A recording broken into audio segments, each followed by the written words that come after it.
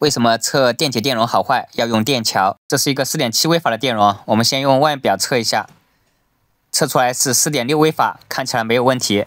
接着我们再用电桥测一下这个电容的容量，你看只有 3.3 微法了，而且低值也偏高。大家好，今天来修一个小家电，这是一个带电脑板的电水壶，故障是插上电，这个指示灯就一闪一闪的，无法正常工作，就像这样。 感觉像是电压不稳一样了，一般这种都是电路板坏了，我们把电路板拆开检修一下。一般这种小家电都会用异形螺丝，避免随意拆卸，所以需要使用对应的异形螺丝刀劈头。为什么不让你们拆呢？因为小家电的电源大部分都采用的非隔离型电源供电，所以说比较危险。如果没有电子基础的，随便去检修的话，很容易触电。拆掉螺丝，取下底座外壳，我们就可以看到里面是带一个电路板的，跟普通的电水壶不太一样。 类似电压不稳的故障，大部分都是这些电解电容有问题啊，所以我们检查一下它们。这两个电容是300伏的滤波电容，这个是电源芯片的供电滤波电容，然后这边就是电源输出的滤波电容。先用万用表测一下300伏滤波电容上面电还有没有，避免被电到。还有在使用仪器仪表的时候，有的不防烧，带电测量会损坏。测量上面还有个3伏左右的电压。 电压比较小的话，我们可以直接用一个剪刀或者钳子给它短接放一下电就行了。现在这上面的电容都放好电了，接下来我们测一下这些电容，测量电解电容好坏。我一般是用这个电桥，用它来测量电解电容比较准。如果用万用表测量的话，有时候会造成误判。电桥是专门用来测量电阻、电感还有电容的工具。 选择电容档之后，接着我们把检测电压从 0.6 伏调到 0.3 伏，这样可以提高我们在路检测的一个精度。电桥之所以比万用表检测准些，主要是它的频率还有电压可以调节，而万用表它是不能调节的。还有电桥，我们也可以查看电容的负参数损耗值，也就是这个低值。100赫兹低值应该小于 0.2，1000赫兹低值应该小于1。接下来我们开始对这些电容进行检测。 这个电容是电源输出12伏的滤波电容，它的容量是470微法。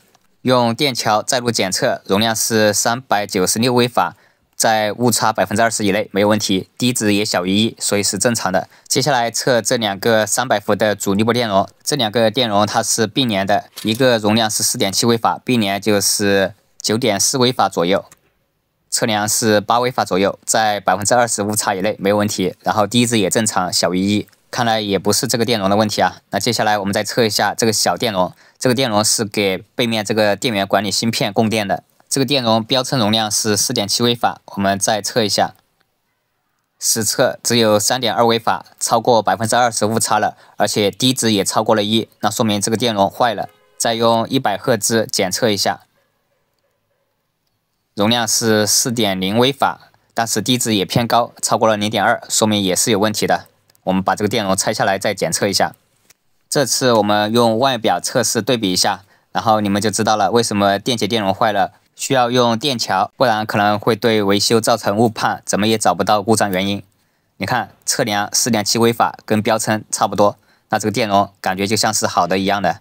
很多新手不知道这种情况的话，可能就误判了。我们再用电桥测一下，之前在路检测用1000赫兹是3.2微法，现在拆下来测的话。 它容量也是3点几微法，现在因为加热之后，它的性能会短时间恢复啊，但是慢慢在降低。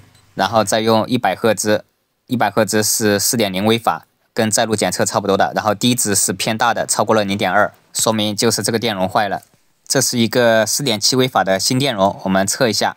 先用万用表，容量5.1微法，再用电桥测一下。电桥我们用1000赫兹。